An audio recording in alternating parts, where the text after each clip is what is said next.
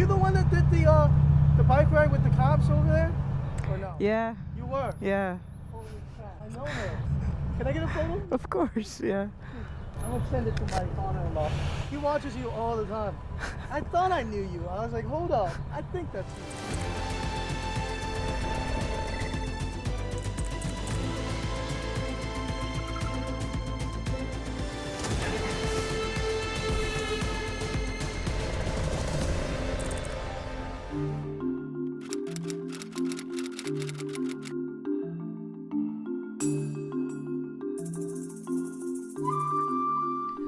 Good morning internet, it is 7:45 in the morning and welcome back to the channel. Welcome here in San Felipe, Baja California.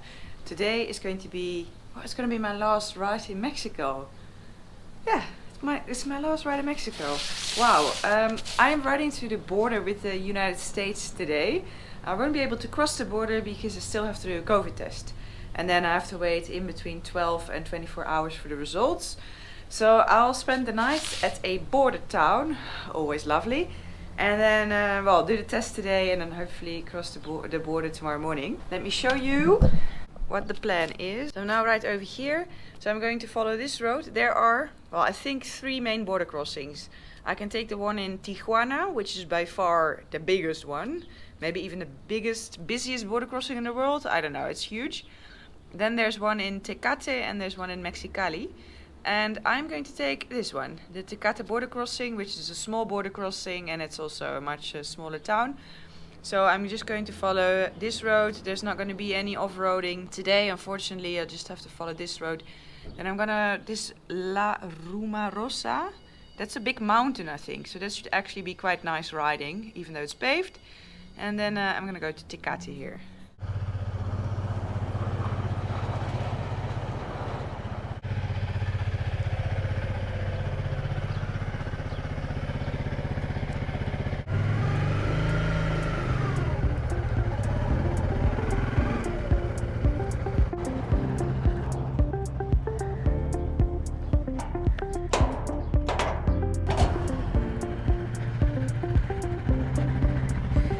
Let's go, Alaska! 320 k's to the border.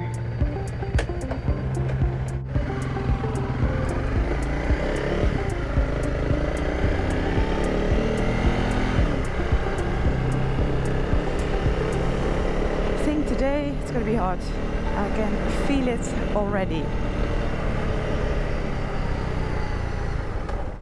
Wow, it's hard to believe that today is my last ride in Mexico. I have spent quite a lot of time here, and well, the main reason for that is that I completely underestimated how big Mexico is. Yeah, it's been what is it, 6 weeks or something, I guess.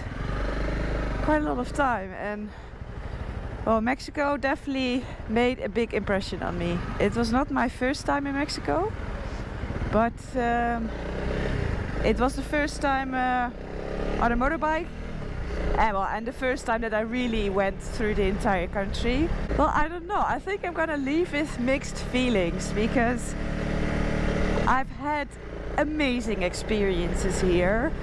I mean, the sea turtle rescue place and the riding that I've done here, wow. Just the nature, the canyons, it is just, yeah. It has been absolutely amazing. The people that I've met have been incredible. It was actually the first time that I asked locals to help me with planning my route. Normally I will always do this myself because I think for me it's one of the most fun things. I want to make my own route. That's part of why I like solo travel, you know, to be able to go wherever you feel like and make your own adventure. So I normally, I don't want to have other people tell me where to go. Let me put my goggles on. Yeah, so the Mexican people have been amazing, and especially the biker community has helped me a lot. You know, getting the right contacts, checking routes, if it's safe or not, that sort of thing. That I never had to do that before, but in Mexico that was, I have to check which areas are okay and which aren't.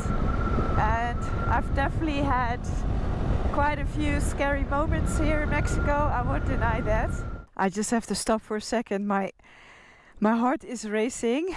I'm riding here on actually a really boring road. It must be a mine road again. Anyway, there's nothing here. There is no town, nothing. And I come around the corner there. Oh, it was actually uphill. I come around the corner and there's 10 guys. I don't know. I didn't count them. I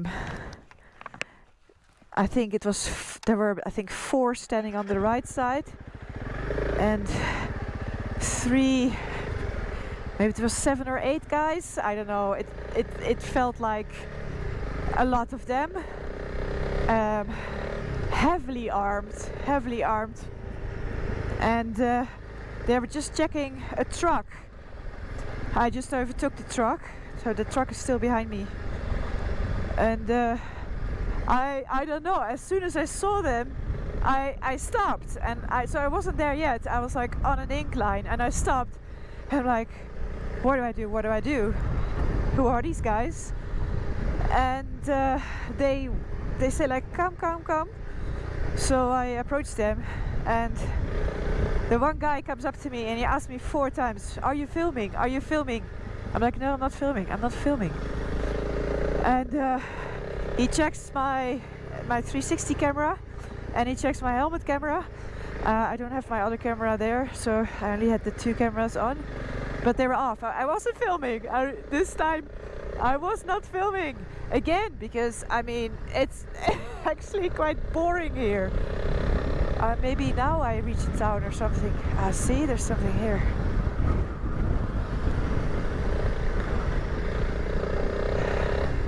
There must be something here, because why else? It felt like they were in the middle of nowhere, because before that I've been riding for quite some time, and there was absolutely nothing. Absolutely nothing. So I didn't see anything coming. Anyway, so the guy, he pulled down my helmet camera to see if I was recording. I was like, I'm not filming. And I took my goggles off so they could see that I'm a foreigner, tourist, and I actually said to the guy, mi corazón, because they absolutely gave me a heart attack.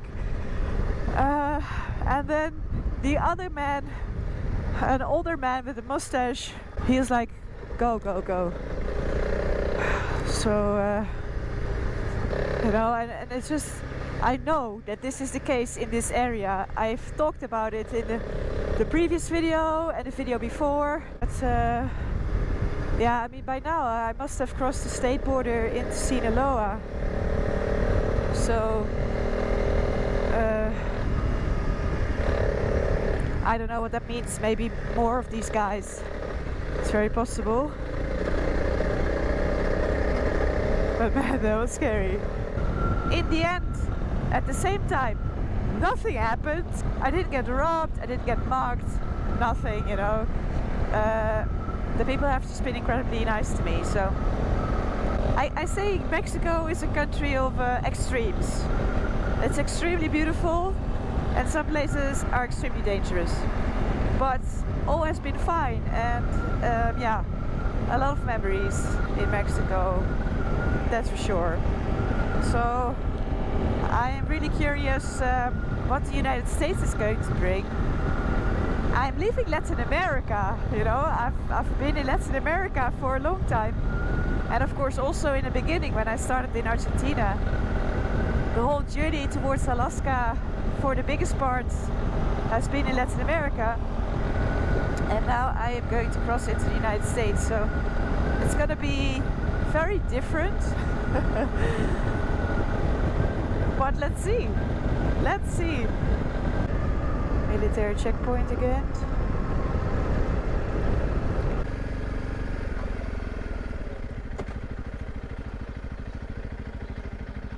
Hola. Hola, ¿cómo estamos? Bien. ¿Y usted? Bien. Bien. Qué lindo. Ojos, ¿eh? Gracias. ¿De dónde eres? De Holanda. ¿Eres Holanda? Oh, manche, ¿ya hablas bien español? Sí. Oh, vamos a ser amigos porque tienes... ¿O no? Ah, ¿quieres ser amigo conmigo? Sí. Claro. ¿Y dónde viajas? Veracruz te faltó, más bello. ¿Ah? Veracruz, el estado de Veracruz. Veracruz no. ¿No? No. Chiapas, Chiapas sí. Chiapas, Oaxaca. Oaxaca. Qué bueno. No, pues adelante. ¿Ya? Ok. Gracias. ¿Comiste chapulines? ¿Ah? ¿Chapulines comiste allá en Oaxaca? Chapulines. Chapulines. Oh, ya sí, pero no me gustó. Ay, ¿y el número para marcar? Ah, no me gustó. ¿Y el número para marcarte? Para marcarte, para hablarnos donde esté en el otro mundo, Ah, en Holanda, hola. No, no tengo número. Bueno, adiós. Chao. Adiós.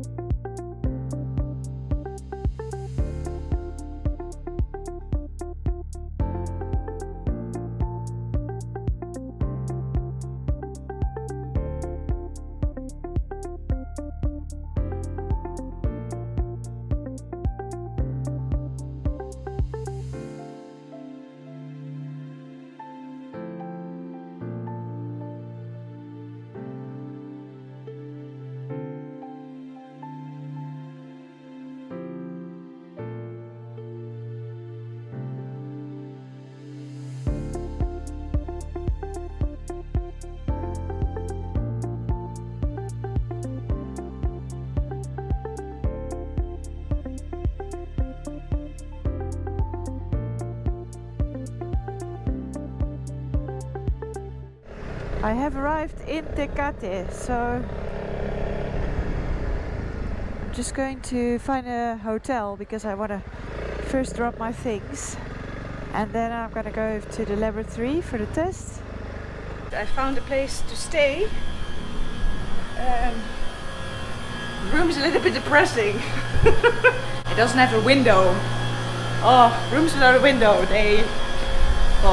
I mean, I'm not claustrophobic, but I don't like them. Anyway, it doesn't matter, it's only for one night.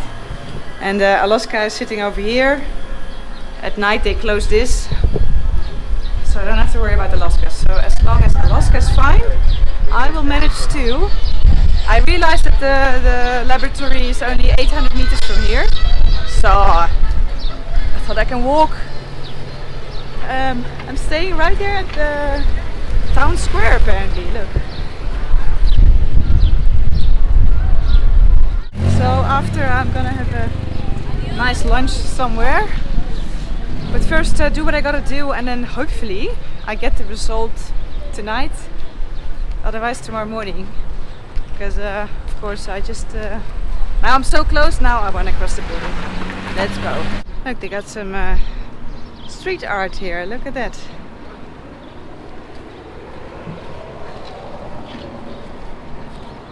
That's pretty cool.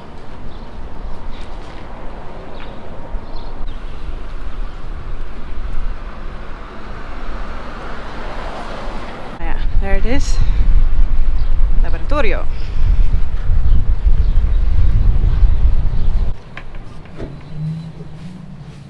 Hola. Buenas. So my test came back a negative yesterday, so that's good. So now I am all ready to go and do a border crossing. I have to say I'm a little bit nervous for this one. I don't know. The United States is quite strict, I guess, on things. I just don't know how it's gonna go. But let's see. First we need to do the Mexican exit. need to get my deposit back, remember? $400.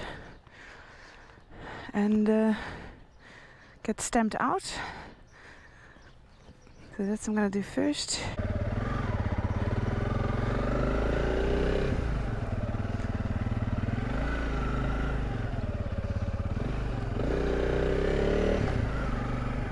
It's only 700 meters to the Mexican side. I mean, I'm right here at the border. Hope it's gonna be quiet.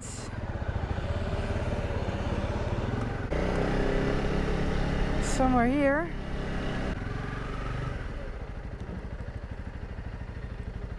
Aduana.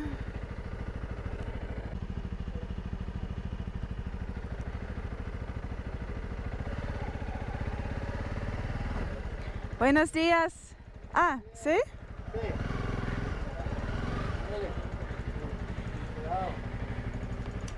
Buenos días. Aquí es para... sí, voy a salir. Vas a regresar permiso. No, fui por Estados Unidos. Bueno. Entonces tengo que cancelar mi... Permiso de la moto. Sí. Okay. Va a Banjército. Ok. Es por acá, ¿no? Sí, Ok, ya, ok. ¿Ustedes también? Siempre, siempre. Bueno, adiós. Chao. Otra vez. Oh, they were so nice here. Okay, where do I go? Oh.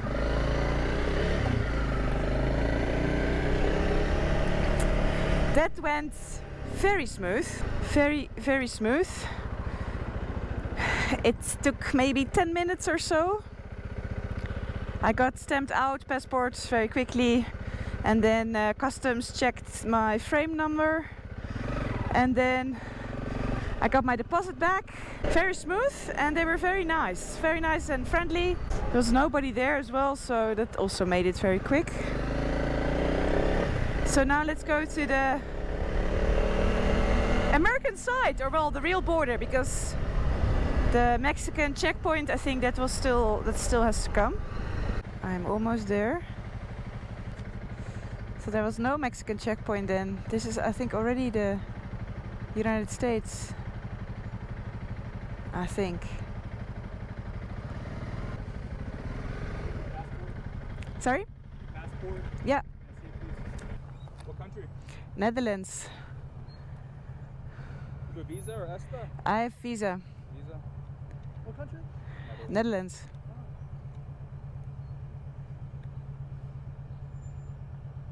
Thank you. YouTube channel? Yeah. Yeah, I know you. Really? My father-in-law watches you all the time. So, because you were in Netherlands, were you the one that did the bike ride with the cops over there? Or no? Yeah. You were? Yeah. Holy crap. I know her. Can I get a photo? Of course, yeah. I'm gonna send it to my father-in-law. He watches you all the time. I thought I knew you. I was like, hold up. I think that's you. If you want to be on the channel, you can. Oh, okay. I have my camera on. Oh, did you? Yeah.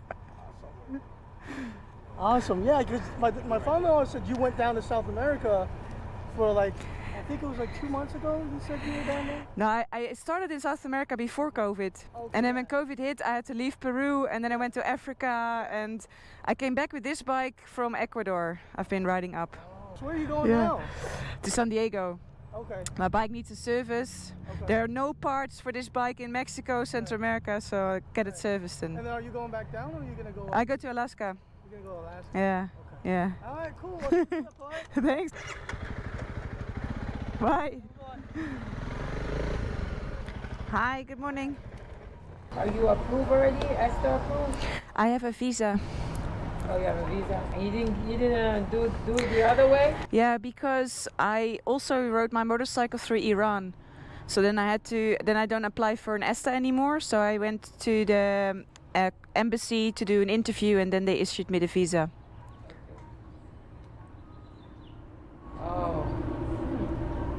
That's a new. I assume you were on ESTA before I opened the passport. Yeah, that's very much easier to do that. is? But not if you've been to Iran. So once you go to Iran, you can't do Esther? No, there's like 7 countries, I think. Is that on? Iran? No, it's not. Iran, Yemen, I don't know. I think 7 countries. If you've been there, you can't get the ESTA anymore. Wow, why you went there? Because I'm riding a motorcycle around the world. Oh, that's what you do, like a backpacker, but a motorcycler? Yes. Thank you, you too. Bye. Okay. Where do I go now? Okay. And now? Am I here? No. Huh?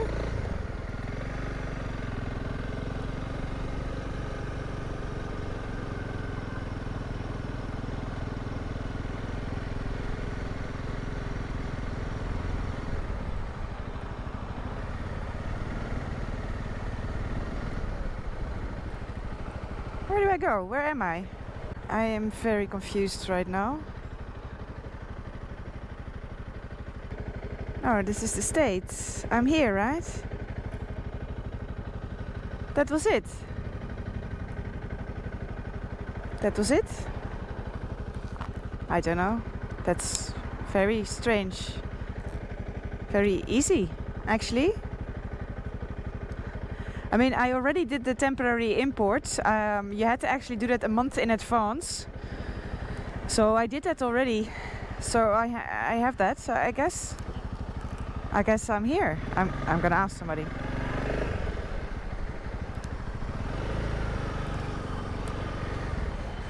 Hola. Am I in the United States now? Huh? Am I in the United States? This Mexico. United States. That's the border right there. This is Mexico. Let me see your papers. It was so easy. I barely. Across the border. I crossed it, yeah? I'm here. Woohoo! Yes! Okay, thanks, man. You crossed? Yeah, but it was. Papers. It was. Only my passport, but nothing for the bike or anything. Oh, okay. Bye. Well, that was actually quite a strange border crossing because they didn't even ask me anything about Alaska. So strange, but anyway, I know I have the right papers. And anyway, welcome to the United States of America. I made it. I'm here. I have left Latin America. It is time for a new chapter. So right now I'm running to San Diego which is like 60 km, because Alaska needs her next big service, and here in the United States I can actually get parts for Alaska. So there was no point in doing that service in Mexico, even though it's cheaper, because then I can't get any parts. So that's why I just go to San Diego. So let's do it.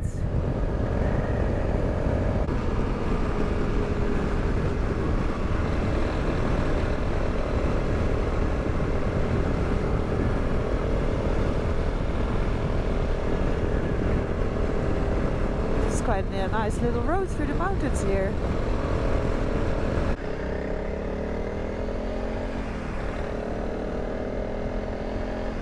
Alright, I'm almost at the Honda place.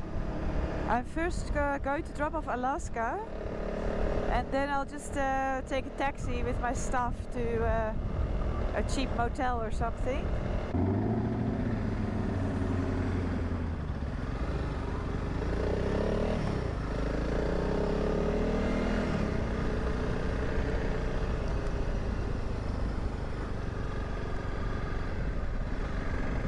Service.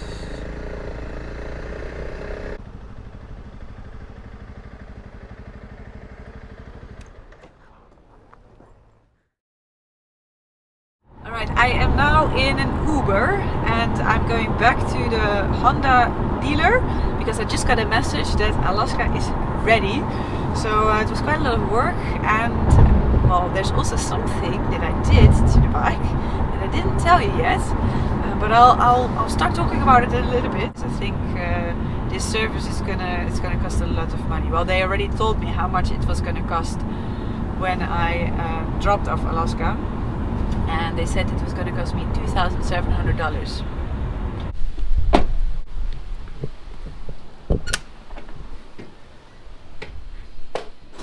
Alaska is ready.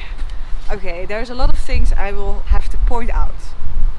First of all, my new side stand that I bought from Rally Raid, and I also bought the enlarged foot again so I can park in sand. So this is proper solid, so I'm really happy with that.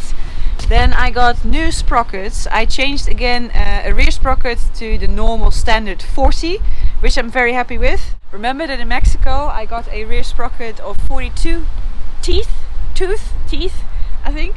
But I didn't like it from the beginning, but I didn't have any choice. But it helped a little bit with like hill climbs and stuff like that, but I lost 20 kilometers per hour top speed, which is a lot. So I'm really happy to just go back to 40. So now I have the normal standard rear sprocket again. Well, I ordered already new tires, plus the ones that I got in La Paz after 2,000 kilometers through Baja. They were quite worn because they were soft compound. So I could have continued a little bit with them, but not very much. And well, these were already, ordered. So now I have the Pirelli MT21 at the front, and I have the Dunlop 606 at the rear. So I'm quite curious about this tire combination because, I don't know, a lot of people are talking about it. It's supposed to be pretty good. So let's see how well they are, or how good they perform, and how long they're gonna last. Then what else? They did an oil change, of course, a valve clearance check, finally, but the valves were all fine. There was no adjustments needed. That was all good. And then I finally have some protection here because my boot was actually scraping on the paint here. You can see there's a little bit of damage here that I already did. So now this is all protected.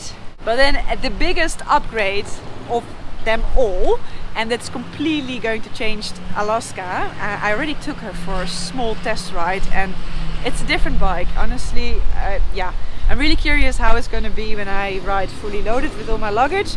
But already I feel like I'm riding a completely different bike because I got a full suspension upgrade, which I bought from Rally Raid. You can see it now. I have fully adjustable front suspension, and I don't know how you can see this. And I have a brand new rear shock, also readjustable. So I think that's going to be an absolute game changer, or at least I hope it will be. So yeah, let's see how all of that will go. What else? Is there something else? I think that was it, right? Yeah, and then just the normal things that are part of the service. This was the 16,000 miles, or what is it, 25,000 kilometer service. All is done. Alaska is ready, so I am super happy. I cannot wait because, well, it took a few days before she was ready. So by now I am super ready to leave San Diego and just start heading north, and we'll get into the desert and do loads of dirt riding. That's basically the plan. I am in the United States. Alaska is ready. So yeah, that was it for today. I really hope you liked this video. If you did, please give me a big thumbs up, subscribe down below, and then I'll see you in the next video.